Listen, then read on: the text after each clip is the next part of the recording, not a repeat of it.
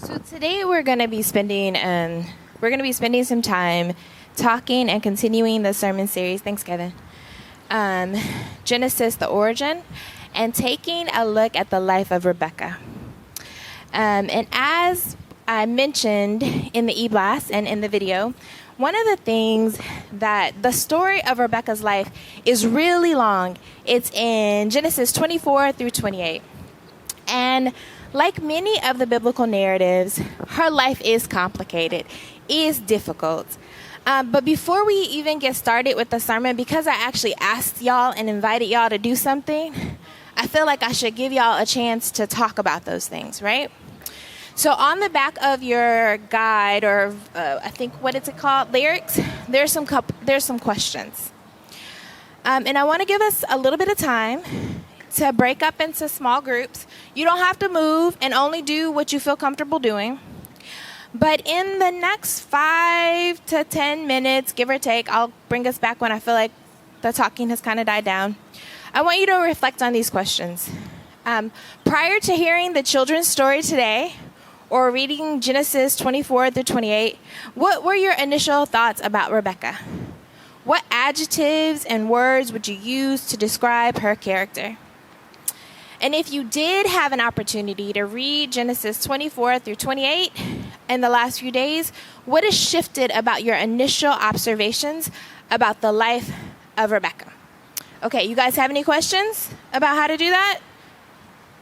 I know y'all like to talk, and I know y'all like to see people, because otherwise you would have stayed at home, right? So I'm going to encourage you all to share just what you think about Rebekah together. And beloved, there are no wrong answers, right? You could say, I don't know who she is. I don't know nothing about her. Whatever is on your mind, go ahead and share. So I'm not going to treat y'all like kids unless y'all don't do what I asked y'all to do. Then I'm going to have to start walking around and making sure y'all are doing the group activity. All right? So the time is starting. Begin to think. There are no wrong answers, but I like to hear the murmur of conversation happening. Amen? I can't hear y'all. I can't hear y'all. All right, because y'all going to have to talk back to me if we talking together. This is a conversation we doing here, right? Okay. All right. Go ahead. Mingle. Talk. And you guys can put them in the breakout groups online. All right, go ahead and finish that last thought that is on the tip of your tongue. And then what I want you all to do as you're finishing that last thought, I want you to look around to the people that you're talking with, and I want you to pick one person who can kind of synthesize what you all were talking about. Don't worry, I'm only going to pick about 2, maybe 3 groups at most. You guys are not that shy. We family, right? So I want y'all to think about that. And then I'm sure I'll have like 1 or 2, maybe 3 brave folks who want to share what they've been conversating and what's been stirring in their hearts and their minds about Rebekah. And then if I could have somebody from the media team just read a couple of observations that get put in the chat for our folks online. All right. Like we in class. Who's going to raise their hand? Whoop, whoop. Come on, come on, come on, because they won't be able to hear you. Can I get 2 more? All right, thank you, Kurt. Can I get 1 more? And it needs to be a lady. Non-personal, fellas, but we need to hear all of the voices. All right, come on. Thank you. All right.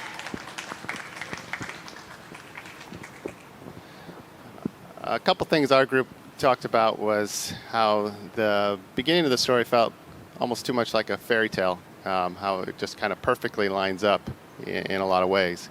We also noticed how Rebekah's, her person, she's a strong woman. She certainly seemed to know what she wanted, that she was willing to go out of her way in the beginning, but also how she manipulated what was going on later with Isaac, and so that now we have the God of Abraham Isaac and Jacob rather than Abraham, Isaac and Esau, and how God used that to fulfill his will.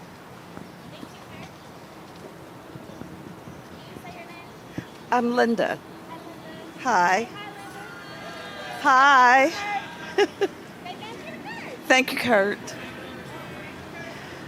So I think that we made the same observations about Rebekah in our group, how strong she was and how brave she was to set out to go marry a man far away and set out on her own. And then, but at the same time, and that she also was a woman, we thought, that listened to her heart.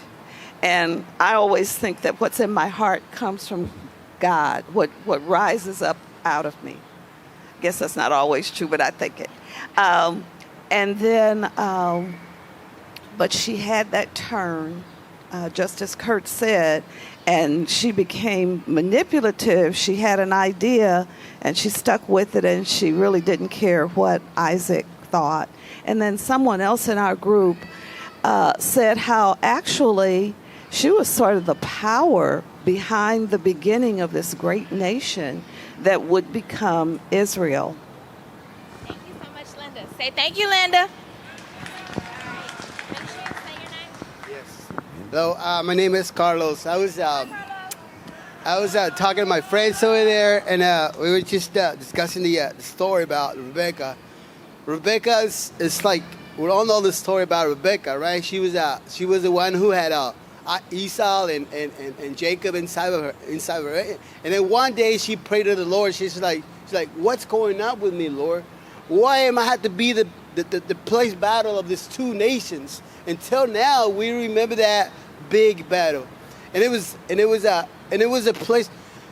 She was also later was kind of like confusing Isaac to bless Jacob, and she was part of the blessing too. So to me, Rebekah is like a place where the first battle started in the beginning, where it was a big battle right there in their womb, and so that's what we're talking over there about Rebekah. So that's what Rebekah means to me, like a place where the battle starts. So Thank you. Maybe you can. I appreciate that. Was there somebody who could say or mention some of the things that were said online? You guys, I'm good. You don't have to do that.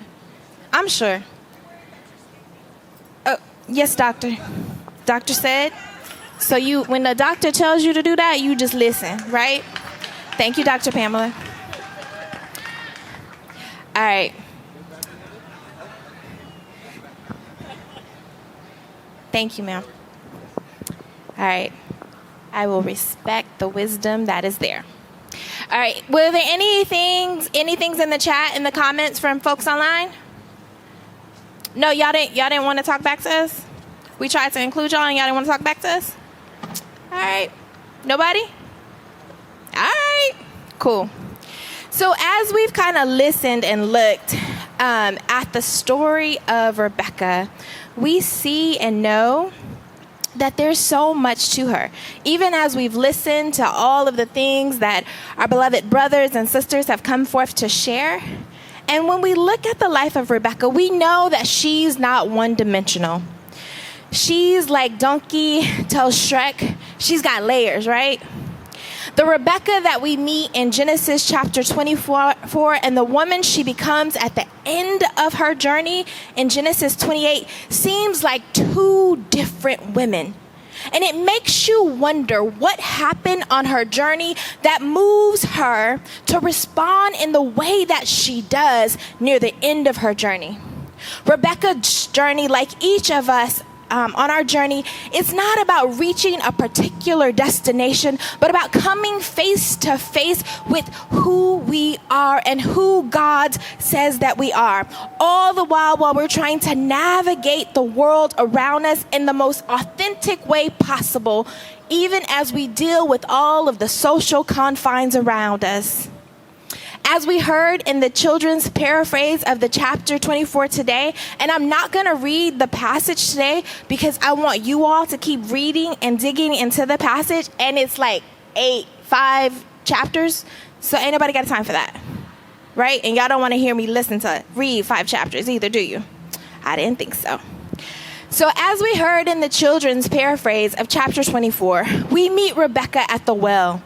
And she'll encounter many wells throughout the course of her life. And as part of her mother's household, Rebekah, like all the other single women in her culture, would have to be responsible for going to the well to draw water. And as she comes to the well, almost like on cue, like they said, a fairy tale, we know that Abraham's servant has just prayed to God that this woman who would come would be a part of the clan, who would come and provide water for him and the camels.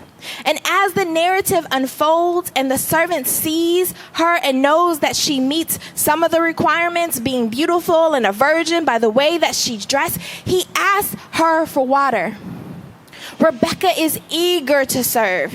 She doesn't think twice, but demonstrates a level of care and grace, a hospitality as she goes above and beyond.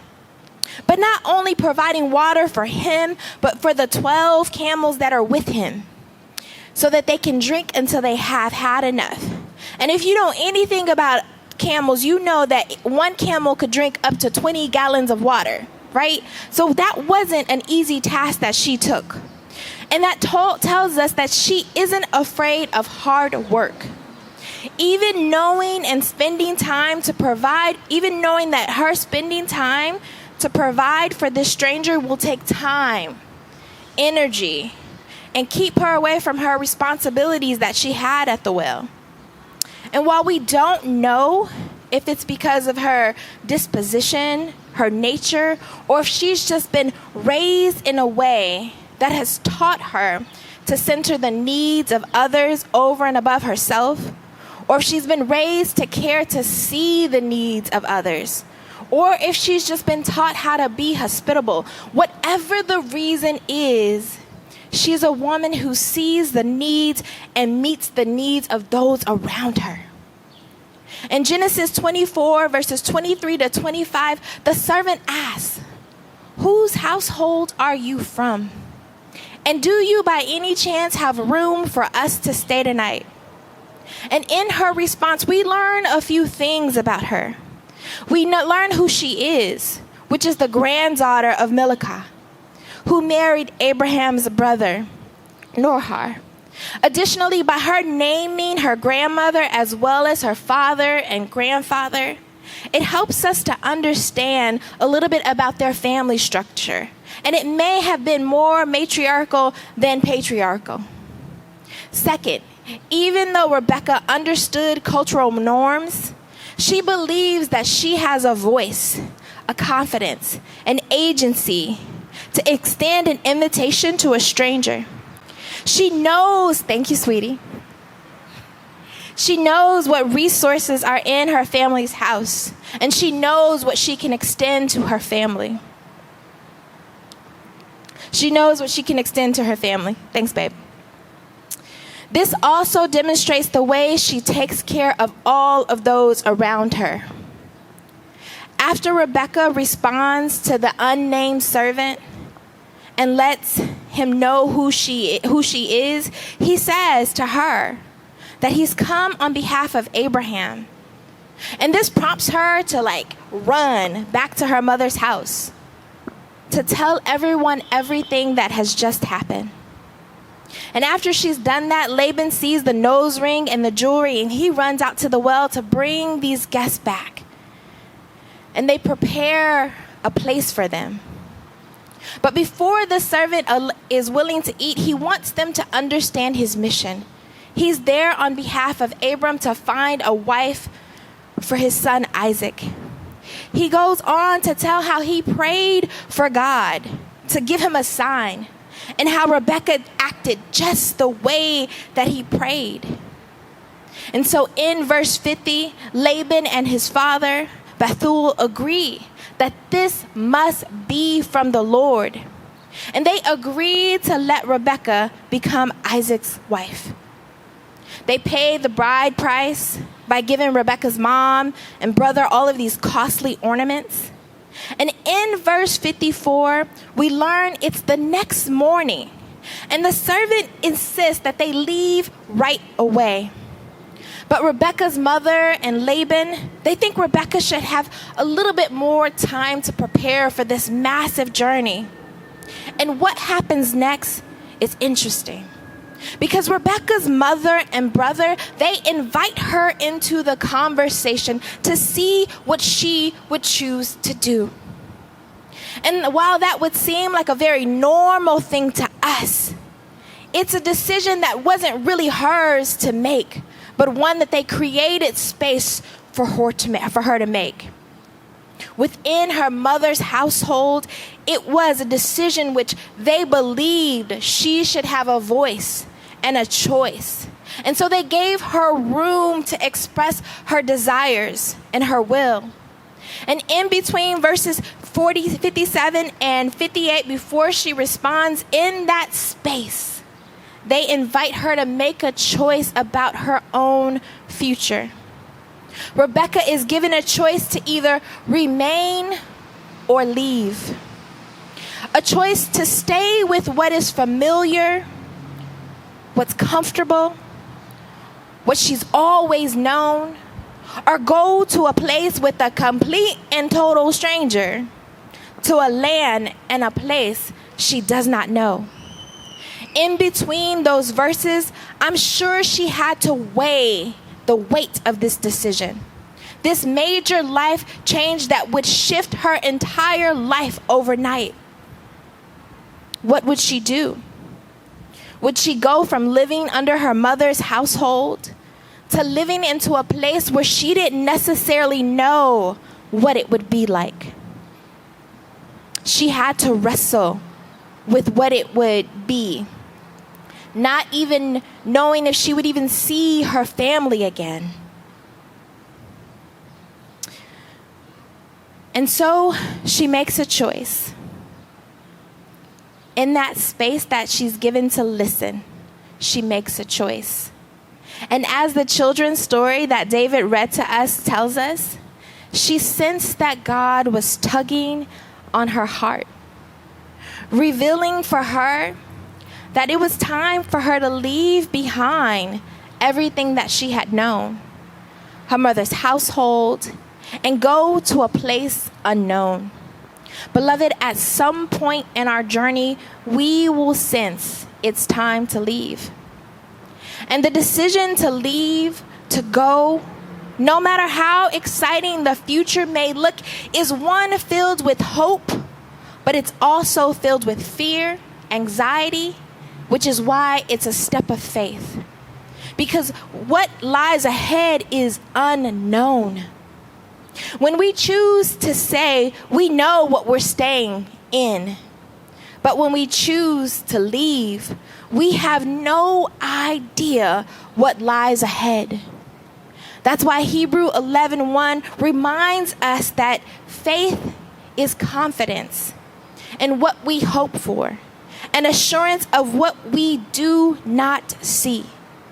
And so she chooses to step into what she cannot see, holding on to the confidence in what she is hoping for. It's kind of ironic that this is the passage that I'm preaching on today, my last Sunday. And over the last few months, the weight of leaving this beloved community has filled me with a range of emotions, from sadness to fear, to anxiety, to peace, to anger, to excitement, to hope. Every emotion from one to whatever it ends on. And regardless of when we are faced with the choice to leave a place, be it our family home as we're going off to college or to get married, a job, or to go and be a part of a new community, it's important that we give ourselves the space we need to grieve what was, to grieve what we anticipated, to grieve what we hoped for, and have space to hope for what may lie ahead. Also, when we choose to leave, we must remember that it means that there are those who stay behind. And that then becomes an invitation to those who remain to reimagine what they will do as someone takes their leave. It's what parents do when they become empty nesters, trying to figure out what will be the center and focus of their lives. And we know we can never really replace the essence of who has left, but that doesn't mean that we should close ourselves off from the opportunity of who might come. And so it's important that if you remain to not self-protect, but open yourself to the opportunity of who and what God may be drawing into your lives and community. And as I said, as I've been processing my own leaving, I found myself reading the chapter in this book called In My Grandmother's House, and the chapter was called Leaving, right? And it says, sometimes God's grace and our own growth is in leaving things behind, right? And then Yolanda says that leaving is trusting in God. Leaving is a leap of faith with no guarantee that the situation you encounter once you have left will be any more life-giving. It's leaving, and leaving is an accepting that you may be capable and strong, but that your hurts as you walk out of the door are still very real.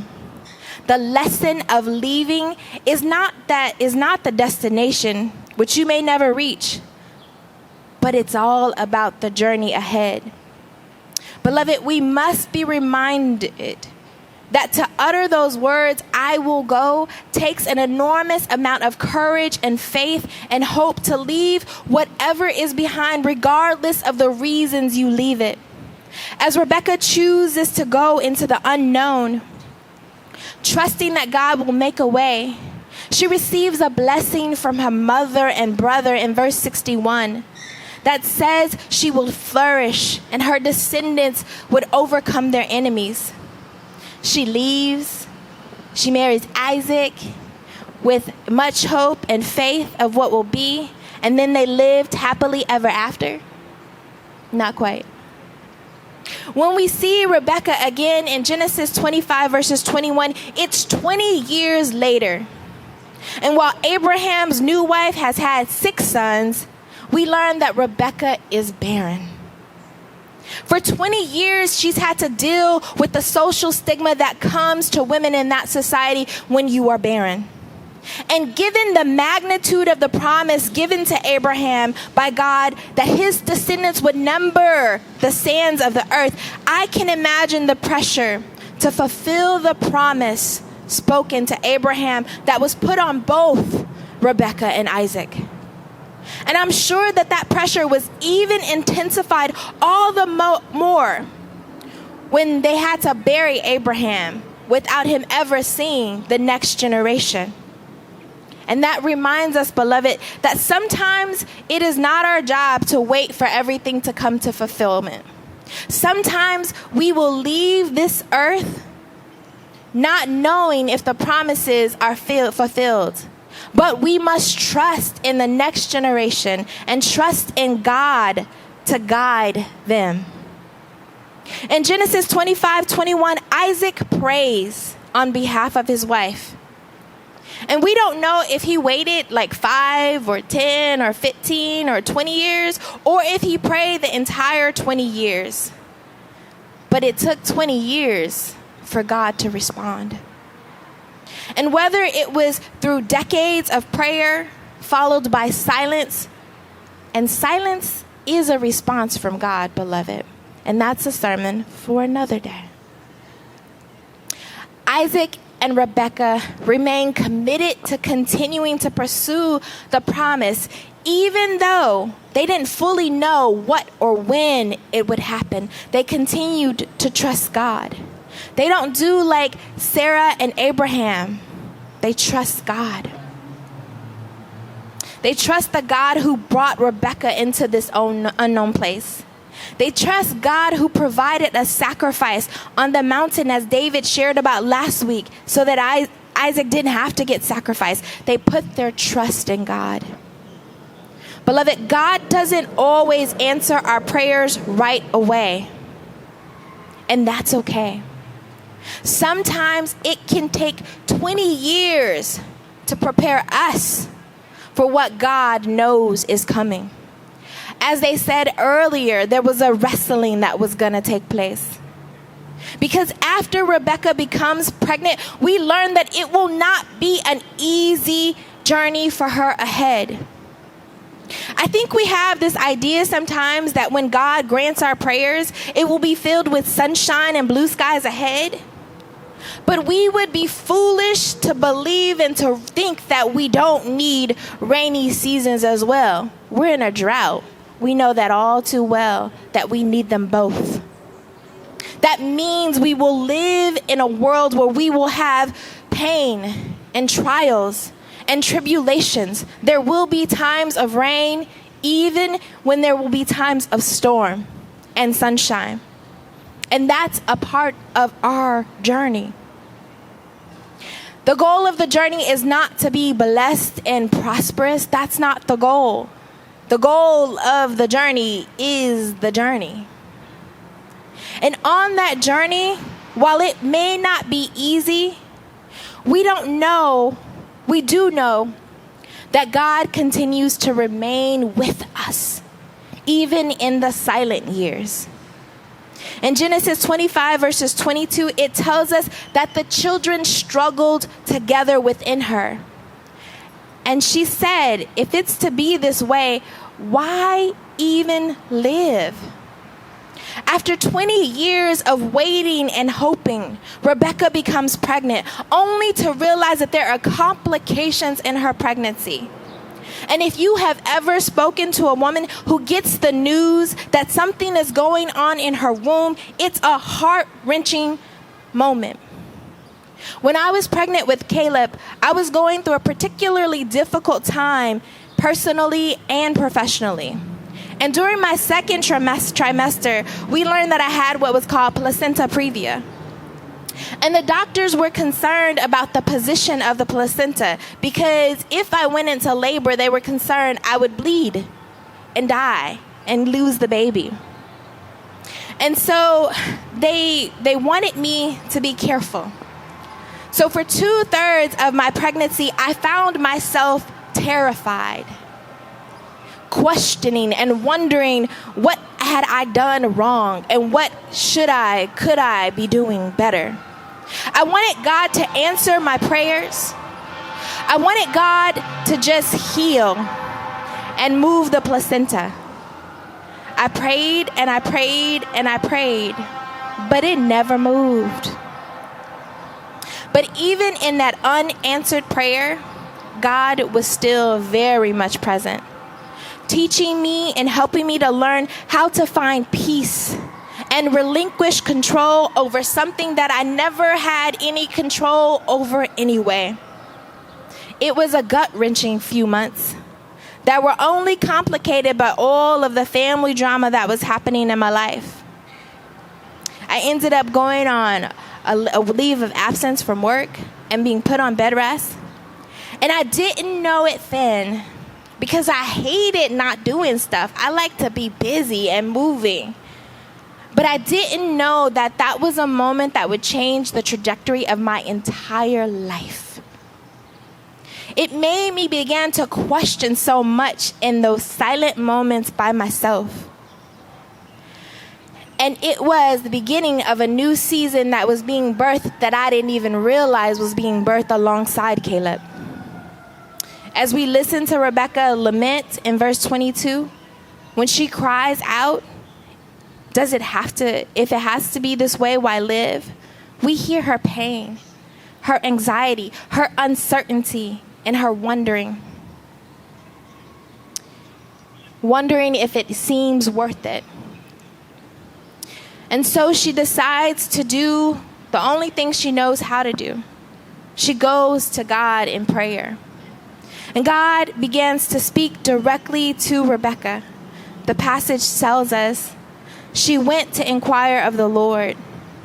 In verse 23, and the Lord said to her, 2 nations are in your womb, and 2 people born of you shall be divided. The one shall be stronger than the other.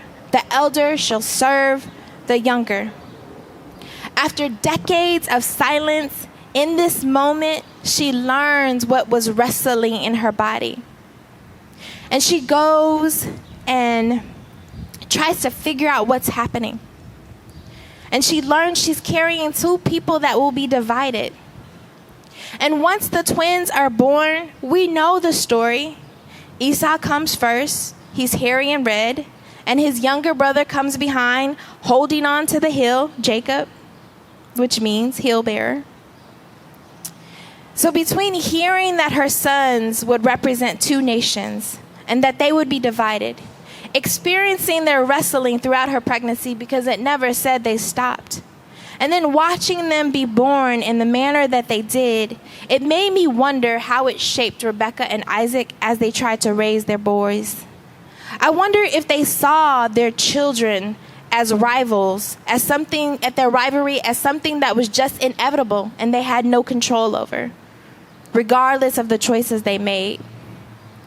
In verse 27, we learned that the boys become men, and we learn just how different they really are. Esau, a skillful hunter who likes to be outdoors, while Jacob is a quiet man who prefers to be inside. And Isaac takes the lead in creating a culture on how to raise the boys, because verse 28 tells us that Isaac loved Esau because he liked to hunt and Jacob liked to eat. That's what it says. You can read it if you think I'm making that up. And so Isaac chooses to love Esau. And in choosing to direct his love towards Esau exclusively, Isaac is creating a divide within his own household. And it seems that Rebekah follows the lead and directs her love towards Jacob, not because of anything that Jacob does or didn't do. She just loved Jacob. And what we don't know is if she loved him because he was unloved by his father, or because he didn't fit into the mold of what Isaac wanted in a son. We don't know if she loved Jacob because of what she heard from God about her 2 sons and the younger one being the one who would take the lead. The passage is silent on why she chooses to love Jacob. But what we do know is that Isaac's initial choice to choose one son over the other creates this ongoing division between the sons, and even between him and Rebekah and their happily ever after. No 2 kids are the same. I can tell you that because I got 2 in the back who are super different. And each child needs something different. But I want to encourage us that regardless of how different our children may be or the ones that are put into our care, it's important that we're mindful of the family dynamics that we set up. And how we think about how we preference or choose one child over the other, even if it's in how we praise one child over the other, because it begins to create different expectations for each of those children.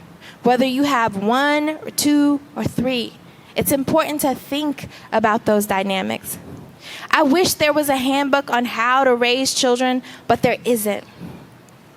But one thing we do need to recognize is that when we have individuals, children, partners, employees, co-workers placed in our care, the thing about those relationships is they have this way of reflecting back to us our greatest flaws and weaknesses. And the question is, will we choose to enter into seeing those weaknesses as a place and an invitation from God to grow?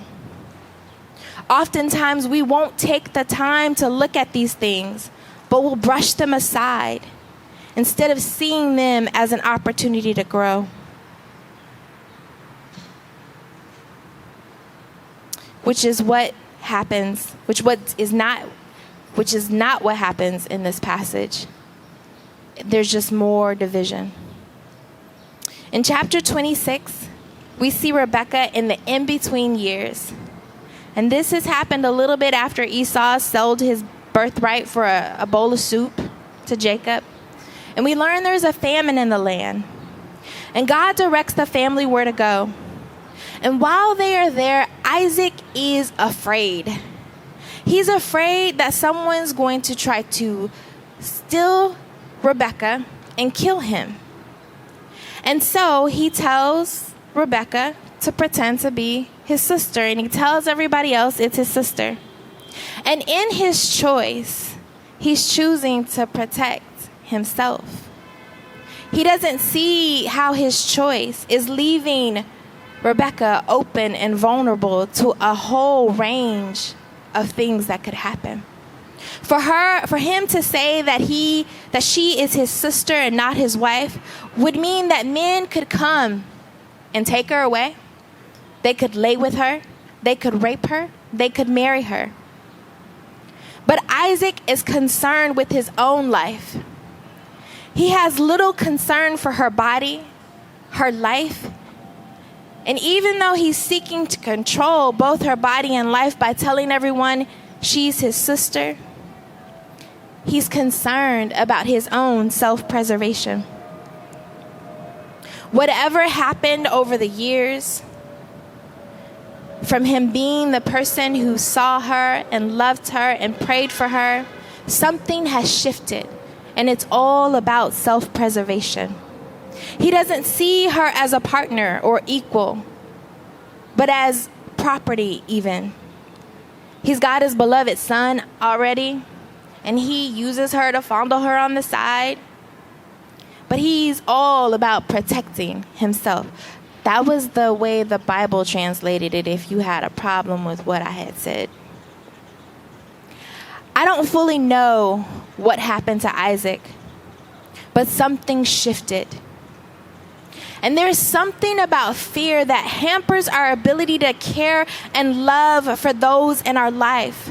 Fear keeps people at a distance, making it difficult to truly see them.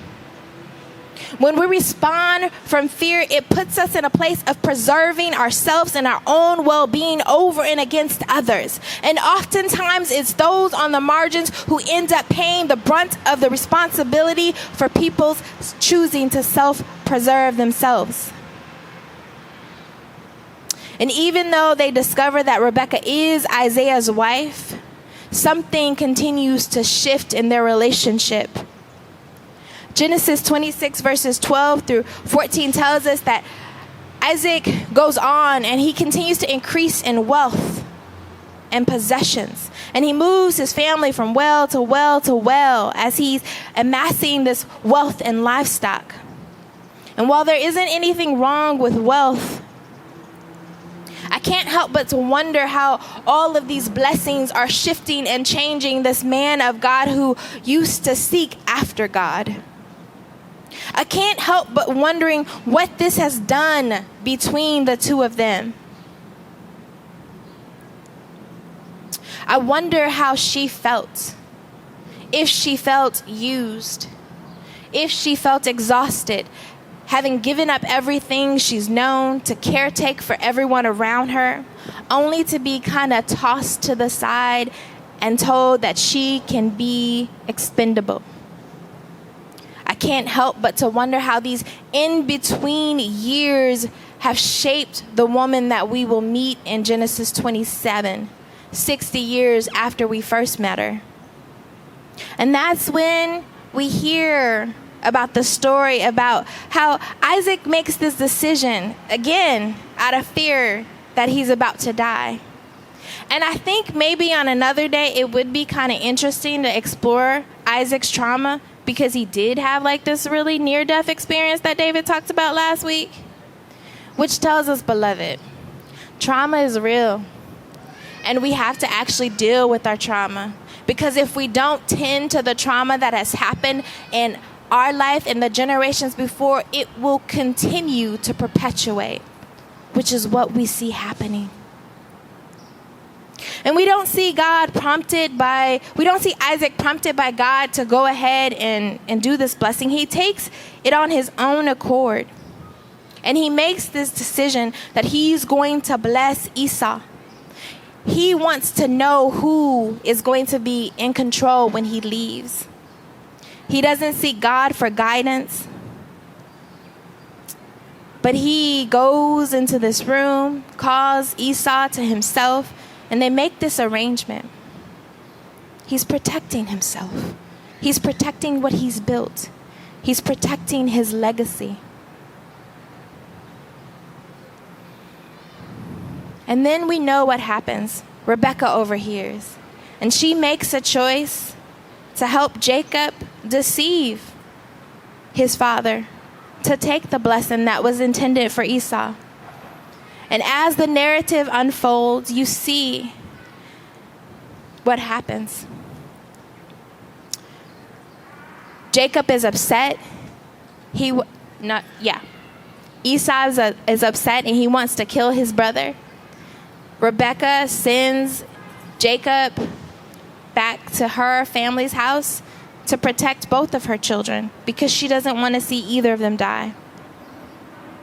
And while there are many things that we could talk about in Genesis 27, the one thing I do want to focus on is Rebekah. And I know and I get why so many people would describe her as deceitful, manipulative, and controlling. I would have done that 10 years ago as well, had it not been for the in-between years. While it's easy to say that Rebekah is wrong for what she's done, I can't help but to wonder, what choices do folks on the margin have when all their other power has been taken away? What happens when you have been devalued and ignored for so long? What do you do when you are deemed no longer useful and treated as a commodity to be used for the others? How do you act when your livelihood is not considered, when you are treated like your life doesn't matter? What do you do? What do you do when no one is asking you what you will choose for your life or giving you the space to choose and use your voice? What do you do when you feel like you're losing your voice and your agency and you are beginning to fade into the background of your own life? How do you function? What do you do? What do you do when you've put the interests of everyone over and against yourself and now you don't know what to do? I believe she recalls what it was like when she grew up in her grandma and mother's house. I think she thinks back to the time and remembers who she is. That she's a confident and capable woman, able to make decisions and choices instead of continuing to relinquish control to those who did not see or have her best interests in mind. She begins to use subversive ways to deal with the situation. And I know, when they go low, we supposed to go high. But what happens when going high isn't an option?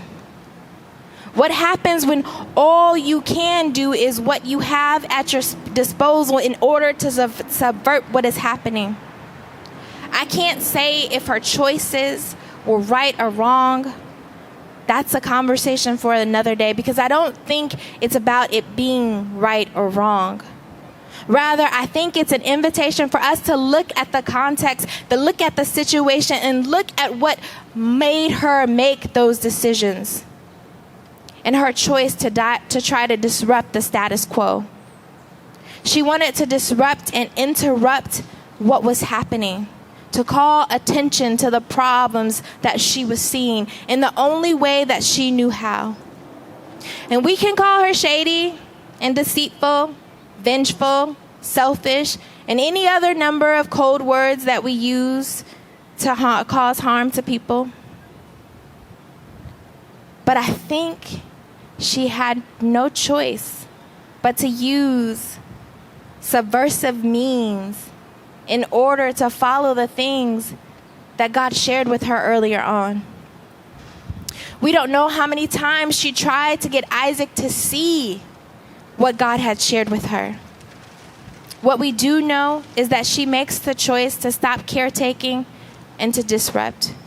She makes the choice to be subversive. She makes the choice to try to keep both of her children alive. Beloved, I'm not in any way, shape, or form telling y'all to go out, be deceitful, be manipulative, and you better not say Pastor Tracey said you could. That's not what I said. Rather, it's an invitation to discern, when do we need to disrupt some things? When do we need to be like Jesus and turn over some tables? When do we need to subvert some things because the systems are just not right? It's an invitation for us to interrogate our lives, our churches, our communities, and those things around us to see the ways in which power corrupts. 1 Corinthians verse 1, 27 through 29 reminds us that God chooses what is foolish in the world to shame the wise. God chooses what is weak in the world to shame the strong. God chooses what is low and despised in the world, even things that are not, to bring to nothing the things that are, so that no human being might boast in the presence of God. God doesn't punish Rebekah, but he highlights what seems to be weakness and highlights what is being made strong. God uses those who are seen as low and despised in the world. God uses this situation to humble those who would boast, those who would stop seeing. The life of Rebekah helps us to see these things and invites us to recognize the journey of facing ourselves, but facing ourselves not alone, but in the presence of God, and in the context of community.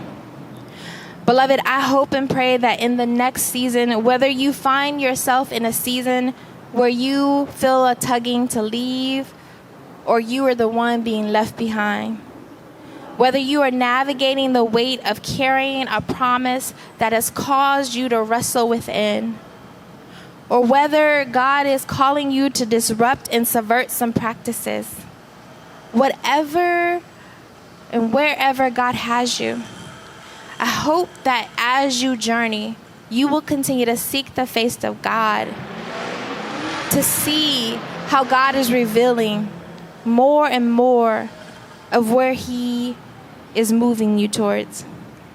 I hope and pray that we find our way back to who we truly are, so that we can live more authentically as God says we are.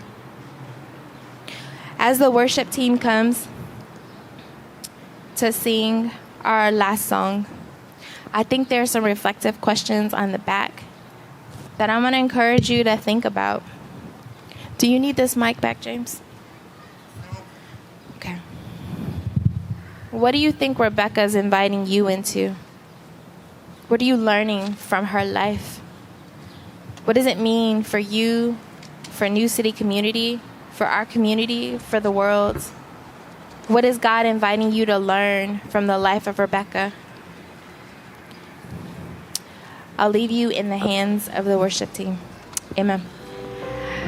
God, we thank you that you continue to see us and you continue to journey with us.